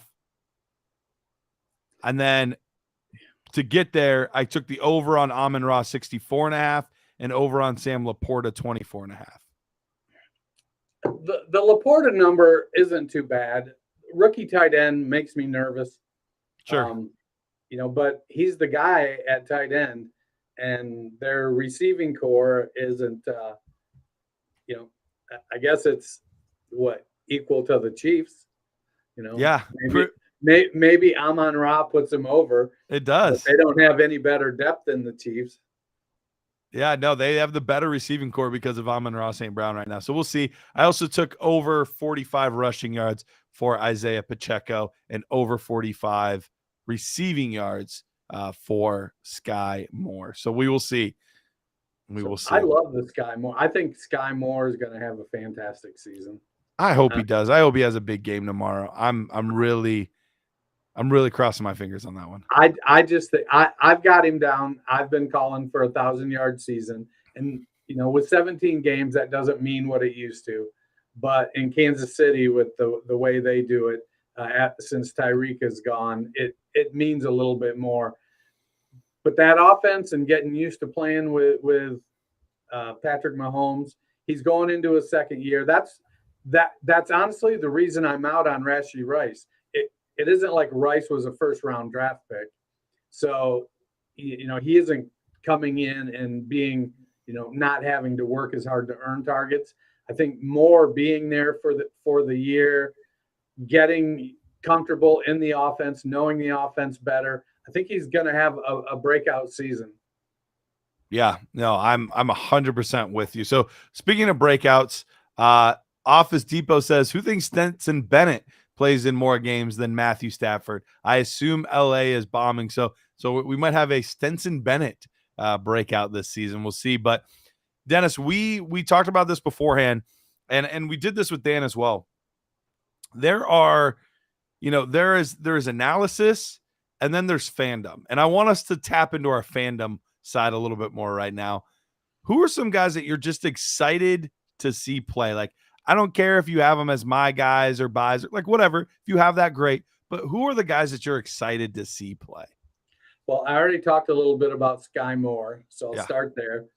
It seems like when you look at their wide receiver core, MVS has a very specific role. We know what he's going to do, who he is. Sky Moore is the safe guy with upside. And Andy's already come out and said Kadarius Toney, Rashee Rice, and it seems like I'm missing one more off the depth chart. They're guys that are going to have packages that get worked in. And eventually they may earn more targets. Toney is Richie James. Could be. And these guys they're going to have to earn their keep, and they may or may not. But we know Moore and MVS have defined roles already. So I like Sky Moore to be the leading wide receiver. Could Toney have more yards? I could see it, but he's not going to be anywhere near as consistent. And I don't think he catches more balls. I don't think he gets more touchdowns. And I don't think he plays near as many games. I have no trust for Kadarius Toney. But I love Sky Moore. I think him and Patrick Mahomes they're gonna show chemistry. And while it's not going to be the same as Kelsey and Hill was, it's going to be very solid, very productive. High-end wide receiver 3, low-end wide receiver 2 with some wide receiver 1 weeks worked in there. For tomorrow, if I'm taking a chance, if I'm doing a showdown lineup, Justin Watson is a guy that he's 6'2", 220. Yeah. He could fill some of that Travis Kelce void. He's done it before. He's had flashes.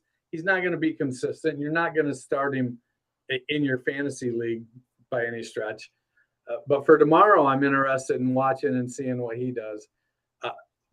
Going back to my fandom, I love where Jahan Dotson is set up. I'm with you. I'm a huge Sam Howell fan. I loved Howell when he came out. He was my QB1 in that class, and he was the 6th QB picked, which, tells me all I need to know about how I evaluate quarterbacks, I guess. But I still like Howell. He's an effective runner. He's not fast. He's a good athlete, but he's not super twitchy. But he just seems to have good instincts around the game. He's got a good arm.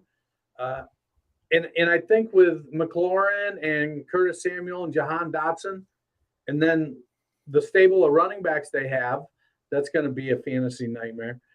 But Jahan Dotson and Terry McLaurin, if they're healthy, they're both going to provide really good fantasy numbers. And Dotson just makes plays. We saw it last year before and after his injury. Has a nose for the end zone.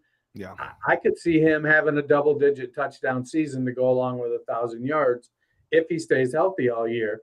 And I don't have any reason to think he won't. So I'm looking forward to Jahan Dotson. He feels like the successor to Terry McLaurin. I know they've got McLaurin for a couple more years. Doesn't feel like he'll be back at the end of this contract. I think Dotson takes over, and they'll fill the pipeline elsewhere with McLaurin. He's 27 already, maybe 28. Yeah, love Jahan Dotson. As a Lions fan and a David Montgomery stan, it hurts me to say this, that I'm looking forward to seeing what Jahmyr Gibbs can do. I love David Montgomery. He was my guy coming out that year. Yeah, I had him over Sanders and over Josh Jacobs. And not because I think he did a lot, not because he did one thing better than them. He just did everything very good. He's not super fast, but he's got really good vision, good lateral movement. He gets to you give him a 3-yard hole, he'll get 8 yards. Jahmyr Gibbs, you give him a 3-yard hole, he could get you 80. Montgomery ain't going to do that, but he's going to consistently tear off 7, 10, 15 yards. He's going to be in the right place at the right time, doing the right thing. 225 pounds. He's got good size, and he's smart in the backfield, knows how to pick up the blitz. But Jahmyr Gibbs, Detroit needs that explosion. And right now the explosion is Gibbs and Jamison Williams, and Williams is out for 6 weeks. Amon-Ra is good, and he's an excellent route runner, but he's not explosive. He's playing more on the outside, I think, because he just wants to make sure when contract time rolls around, they want to keep him happy, and he wants to make sure he can get good money and not be pigeonholed as just a slot guy. And I want to see Laporta pan out. I really do. I'm not buying in. I don't think his profile says, elite tight end as a rookie. I think he gets there. I think Kincaid gets there too. Maybe even Michael Mayer gets there as a less athletic version, but a guy that earns targets consistently. But I want to see Jahmyr Gibbs. Can he consistently run the ball 10 times and get 50 yards a game, 60 yards a game, and get in the end zone, provide splash plays? Can he catch 6, 8, 10 balls a game? Can he be Austin Eckler of the North? That's what I want to see. That would be phenomenal if he's Austin Eckler of the North. Well, I mean, they have a similar skill set. They're both amazing pass catchers, so it would not shock me if he's able to do, something similar to that. So I'm excited to see him too. Another player that I didn't mention earlier, but I want to make sure that I got him out in this show is I'm excited to see Najee Harris. Now, I know that sounds boring because, we've seen him for the past couple of years and we know, but all I've heard over and over and over this offseason is about Jaylen Warren, about how good Jaylen Warren is and how Jaylen Warren's going to take his job. And I'm really excited to see what the split is because I truly believe that Najee Harris is still going to be far and away the lead back, and we'll get some sprinkles in of Jaylen Warren. It'll look fine when he does it. But I'm exhausted on the narrative of Jaylen Warren at this point. I don't know if you're a Warren guy, but I'm done with it. I'm a Najee guy, man. I love Najee Harris. You know what's not boring? Fantasy points. And Najee gets you a lot of them. Yep, absolutely. So I'm excited to see that. And then I think I probably speak for everyone that paid attention to rookie drafts in the least. I'm excited to see Bijan. I'm really excited. Is he what we've hyped him up to be? And I think he is. He's one of the best running backs. He is the best running back, I should say, that I've scouted so far. He's that guy. But you're still having that small trepidation of but people really liked Trent Richardson too. And that didn't really work out. People really like, different guys. And I have no vision concerns with Bijan like I did, Trent Richardson and that kind of stuff. But I'm excited to see him actually get on the field. Yeah, Bijan is something, it is. Is he Bijan Himminson? Because we all think he's him. And I just, I love Tyler Algier last year too. And it crushed me a little bit when they drafted Bijan. I get it though. And I think Algier will be a decent bye-week replacement now. But Bijan's going to be the guy there, and they're going to run the ball. Now, my concern with Bijan is at 215, they can't use him like they did Derrick Henry. You can't run him 35 times just because you think it's good for the game. That's where you got to bring Algier in, and I kind of like that a little bit. But I could see Bijan catching 60, 70 passes, rushing for 1,200 yards. Sounds Absolutely. like sign me up. Absolutely. All right, Dennis, let's get into our predictions for how things are going to shake out this year. So we're going to go division by division. And I did not do this I did it with Dan, but I did not participate. So I will participate this time as well. But Dennis, let's talk about who we think are going to win each division, the playoff teams that win the wild card, and then who's going to the Super Bowl, who's winning it. So let's start with the North. Let's start in the AFC. Who do you have winning the AFC North? So the AFC North, I have, where did it go? The AFC North, I have the Bengals winning. I got them. It's close. I got Cleveland a couple games behind them. I just got the Bengals kind of pulling it off. I just think the Bengals have a little more overall firepower on offense. That's not to say that Deshaun Watson won't bounce back or that the Browns are going to have a not great season, but to me, it's the Bengals. Yeah, that's probably the smart pick.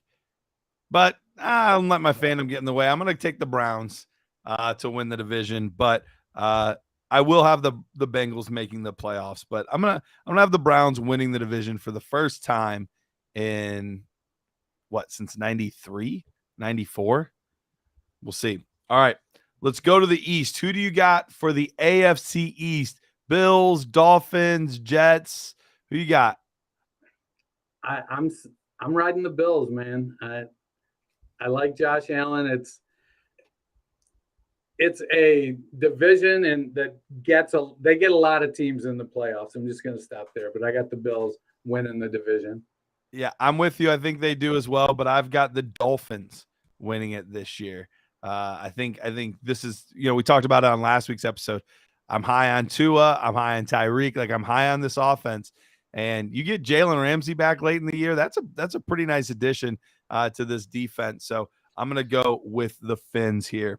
All right, let's go to the South. I'm guessing I know your answer, but give it to me anyway. Who you got for the AFC South? And I think the Texans are going to just kidding. I can't say that with a straight face. Jacksonville all the way. I got Jacksonville walking away with this division. Yeah, maybe even trotting a little bit. Yeah, I'm with you. It's Jacksonville. I wanted to make an argument for maybe the Titans do everything they can to pull it off, and I think they're going to try, but I think Jacksonville is just far and away the better team at this point. Yeah, I mean, I've got the Titans going 4-2 in division, but only finishing 8-9. I think the Titans have, they've got some work to do, and Vrabel keeps squeezing, victories out, but at some point you just run out of apples. Yep. Nope. I'm with you on that. All right, let's go west. You got KC running it back, or do you got somebody else beating them? Nope. I have KC. Now they're off to a less than illustrious start here without Kelsey and without Chris Jones. So they do have some work to do, but I think they're just the cream of the crop right now. And until some teams step up, they've got some good in division teams. It's a competitive division. It's just KC is the best in the division. Excuse me. I'm with you. I got them going as well. All right. Let's get to the wild card now. Who are your 3 wild card teams? So I have the Dolphins in as a wild card at number 5. I've got the Jets in at number 6. And the Chargers at number 7. The Browns just miss as the 8th team. Oh, breaking my heart. Breaking my heart. All right. So for me, not too far off. So I had the Dolphins winning the division. I've got the Bills as the first wild card team in. Couldn't not have them in. Then I had the Bengals, and then I have the Jets. So the Chargers just missed it for me in this situation. All right, let's go to the NFC now. NFC, who do you got with the NFC North? Are you taking your Lions? The NFC North, I am taking my Lions, man. It's been a long time coming. And going into last year, I would have thought we had a couple more years to go, but I'm ready for it. I'm ready to be heard again. There you go. Just Josh saying no Raiders love. You'll all be shocked when they win the Super Bowl. We will all be shocked. That is true. Yes, we will. All right. I had a really hard time with this one. I don't think Green Bay has any real shot. And I like the Lions, but the Vikings are intriguing. And shockingly, actually maybe not shockingly because of how much I've hyped them up, but the Bears are intriguing to me as well. But at the end of the day, I do think the Lions are the best team. And I think they're the only team from the division that does make it. So I have the Lions going on as well. All right. Yeah, I like the Vikings. And so the struggle I had with the Vikings was their issue isn't offense, it's defense. It is. How much can Brian Flores improve their defense in 1 year? Can he, get them over the top? I think there's a little bit of, a change of the guard on offense. So, they still got Jefferson, but they brought in Hawkinson. They let Dalvin go. So there's the offensive philosophy feels like it's changing. And then you've got this wonderkin mastermind defensive guy coming in. And I just don't know if he's had enough time to get the tools to lift that offense up. So, well, especially when they let Zadarius Smith go, which was a huge surprise. Cleveland rocks. Hey, baby. All right. So let's go to the East. You got the Eagles or somebody upsetting them? No, I've got the Eagles. It was, they are just good, and they don't have a lot of weaknesses. Are you going to, their weakness, they don't throw to the backs very much. Oh, dang. Oh, their weakness, their quarterback rushes for too many touchdowns. Oh, dang. Yep. Nope, I get you. All right. What about the South? The South was a tough one. Because it's one of those divisions where everybody's not good. Right. And you got Derek Carr changing teams, Atlanta on the come up, and how much am I buying into Atlanta? How big a step can they take? I don't know that they did enough to improve their defense. Tampa is just, they're going in the shitter. It's, I think they should do Mike Evans justice and trade him before the deadline to a contender and let him finish that 10,000-yard season somewhere where he can win. Now, I suppose also he might be loyal because he did get a Super Bowl with him, and he went to another one with Brady there. So maybe he's like, I'll finish my career here. But I've got the Saints eking out a winning record and basically going 5-1 in the division because the division ain't great. Yeah, no, I think that's a good call. You can take just about any team there, but I think it does come down to either the Saints or the Falcons. I ended up taking the Falcons here. They added a lot of free agents on defense. We'll see if that all comes together and works, but they did add a lot of pieces on defense. And they have one of the best offensive lines in football this year. And I think that's one of the things that's going overlooked is how talented that offensive line is. So I have the Falcons with Desmond Ridder doing just enough to make it happen and get them to the playoffs this year. Well, all right. I have enough shares of Desmond Ridder that I am okay with that. Yeah, you would enjoy that. All right, let's go West now. The last division, NFC West. Who you got? I basically, when I was working through the season for the NFC West, I kept trying to find a way to not have the fighting Brock Purdy's win it because I'm not sure I believe in that 5 or 6 game sample size and stuff, but I just couldn't. And then lo and behold, today, Nick Bosa signs a 5-year, $170 million contract, and he's back in the game. And San Francisco's defense is a beast, and their offense, Purdy doesn't have to put the team on his shoulders like Mahomes does or Josh Allen does. And while for fantasy, I think the 49ers offense is Christian McCaffrey and then 1.5 of their other 3 skill players, which is going to be frustrating on a week-to-week basis. Because you don't know, is it Kittle, is it Ayuk, is it Debo, and then which one of them is just flex worthy and which one of them is like, oh, dang, I'm going to take the 4. But no, it's San Francisco, man. I just think that team's set up to make a run. Yeah, that team's in a good spot, and there's just not a lot else in the division. I mean, the only other one that really has a shot is Seattle, and I just don't think that they're going to be able to beat the Niners. So we've got the 3 wild card spots, Dennis, what are the 3 teams that make it for you? So the 3 wild cards, I have Dallas at the number 5, and then the Giants at number 6. So I've got 2 divisions, one in the AFC, one in the NFC, that gets 3 teams in. And then, see, who was my 7? Where'd they go? The Vikings in at 7 with an 8-9 record. I got the Vikings squeezing in. There you go. All right. Well, we're not too dissimilar here.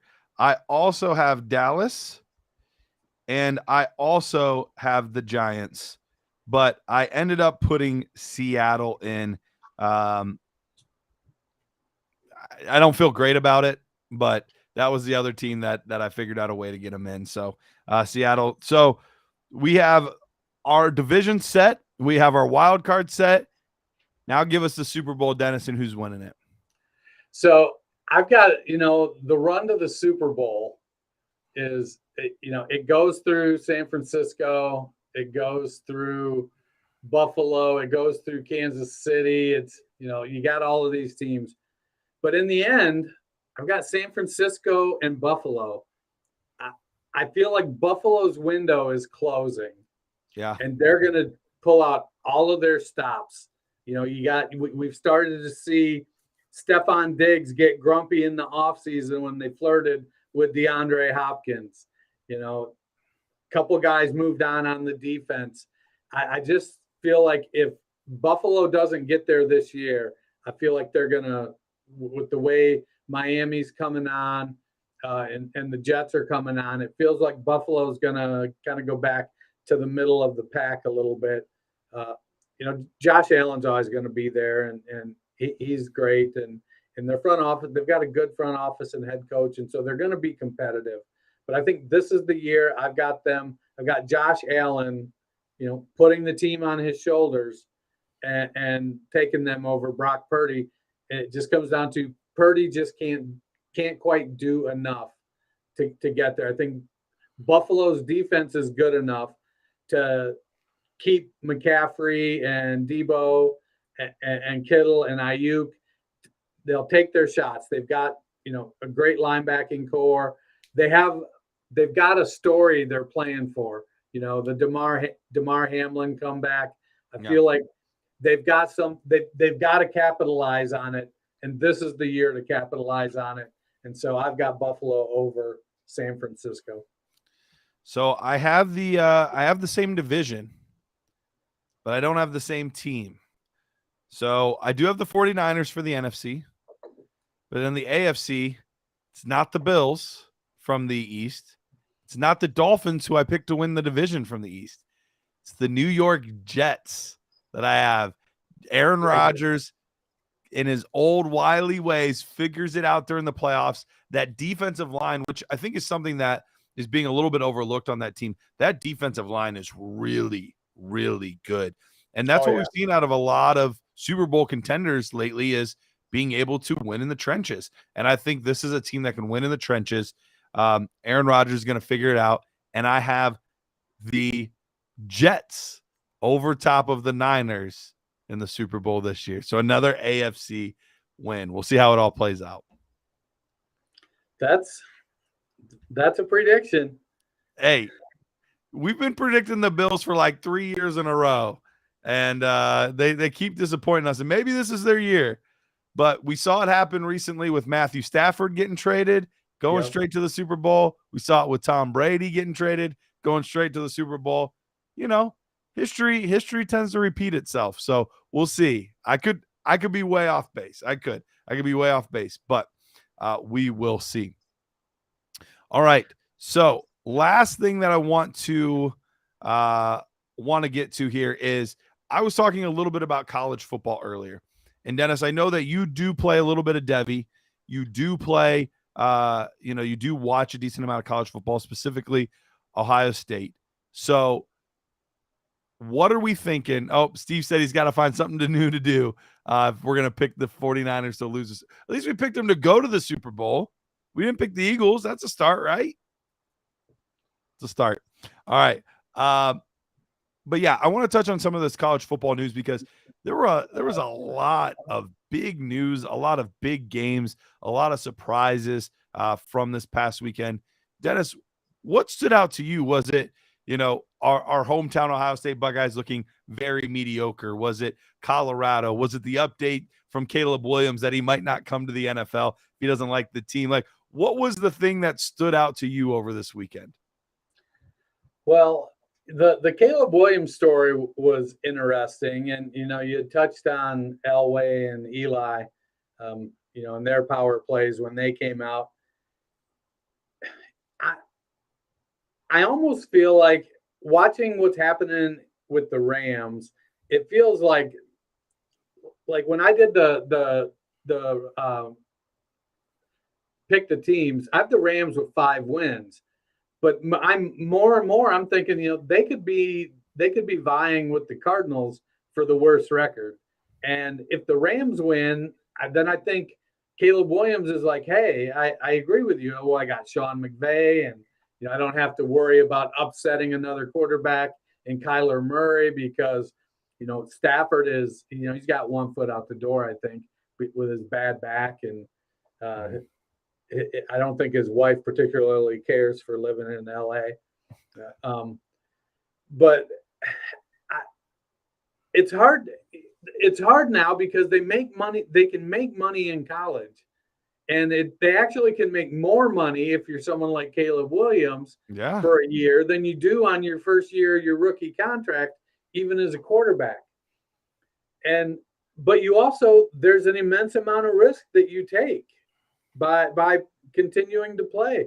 More than one player is, it had their careers ended by injury. So, you want to get on the big stage and you want to get things done. So I'm optimistic that he will come to the NFL, and maybe he tries to force his way out of Arizona if that's where he goes. Maybe we all thought Nick Sirianni was super weird when he went to the Eagles. So maybe Jonathan Gannon coming off is kind of pretty weird. Isn't that big a deal once you get away from the cameras? He might just be an ordinary dude that loves football and is actually really smart about it. I mean, he's smart enough to get one of the 32 best jobs in the world.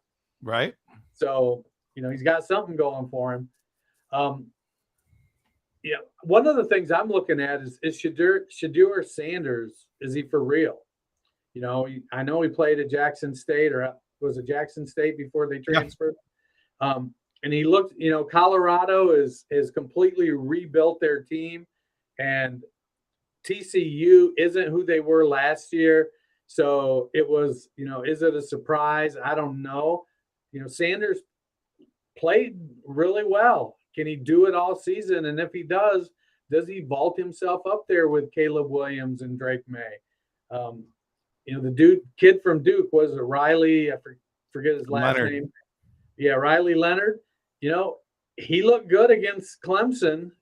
Maybe Clemson's fallen off a little bit, but Leonard played his butt off and made good decisions.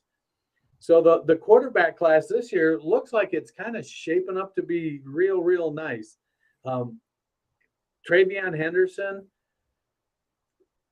Ohio State's offensive line didn't look great. And, I know Mayan Williams scored a couple touchdowns, and the other guy, not Hayden, but the Chip Tatum. Yeah, Tranium. He looked good.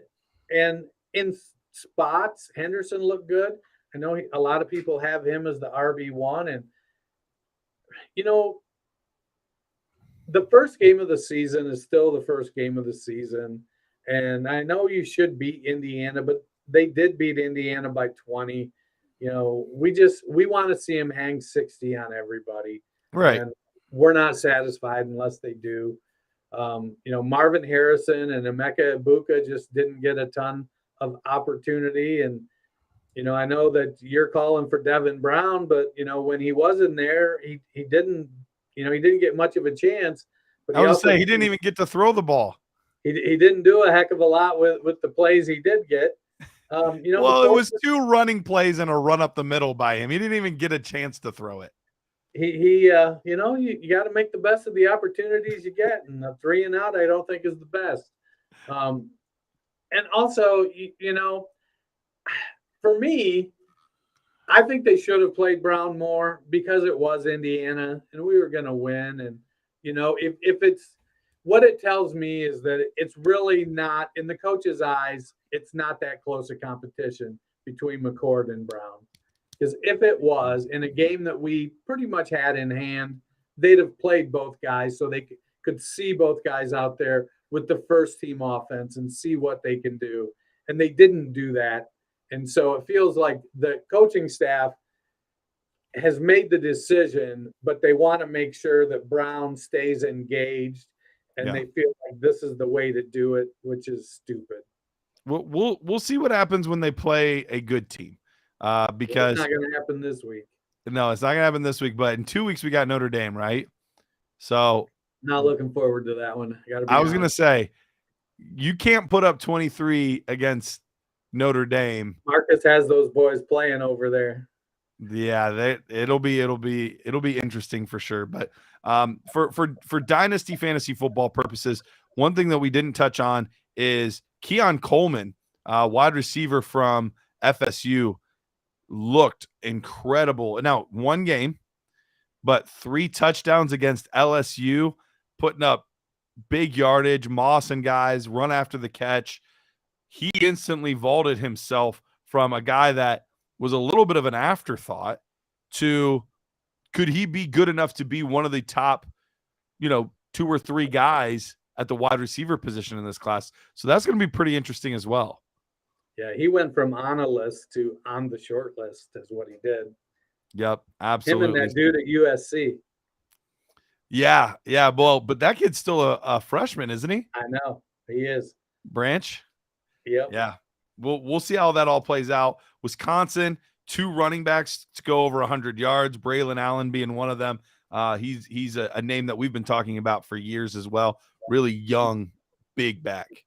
So you mentioned my Devy roster. So before we go, I'm going to brag. My Devy roster.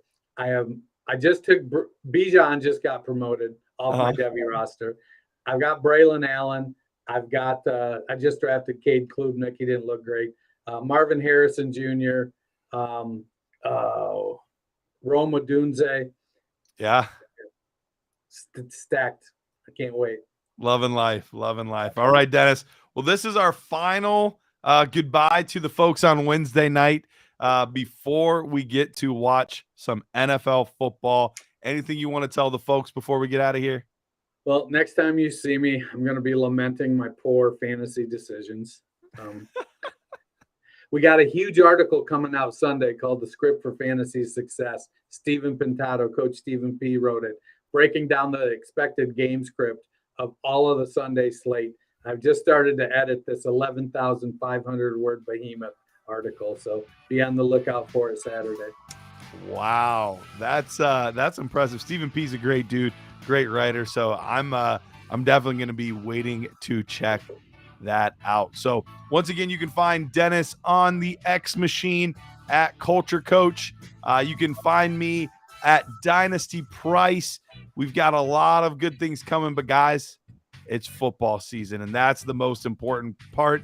Good luck to all of you guys in your matchups this week. Hopefully you guys get a W, and we'll be breaking down week 1 and previewing week 2 next week.